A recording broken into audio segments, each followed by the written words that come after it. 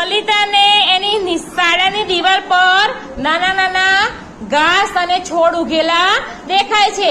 તમે આવા ઘાસ અને છોડ ક્યાં ઉગેલા જોયા છે? તમારે બોલવાનું છે. ચાલો બોલો.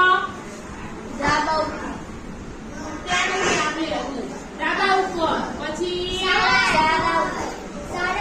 શાળા ઉપર, ઘર ઉપર, ધાબા પર, પતરા પર, દીવાલ પર, દિવાલ પર, રોડ પર, કોટ પર, સરસ. બે દિવાલ વચ્ચે, વચ્ચે બે દિવાલ વચ્ચે, પછી સંડાસ પર, પછી બાથરૂમ પર,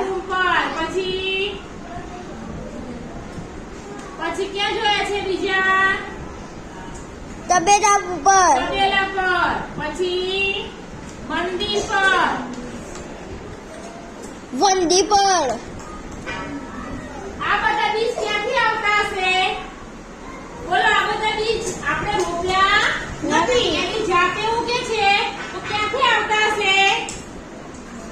ક્યાંથી આવતા હશે?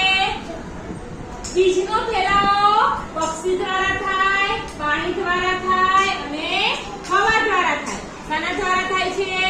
પક્ષી, પ્રાણી અને હવા દ્વારા. પ્રાણીઓ ખાઈને કે પક્ષીઓ ખાઈને એનો બીજ નાખતા હોય, કાં તો પાણીમાં તરીને આવ્યું હોય કે કાં તો પવનથી ઉડીને આવ્યું હોય. આ રીતે આ બીજ જ્યાં આગળ રોપાઈ જાય છે ત્યાં વરસાદની સિઝનમાં અંકુરણ થાય છે અને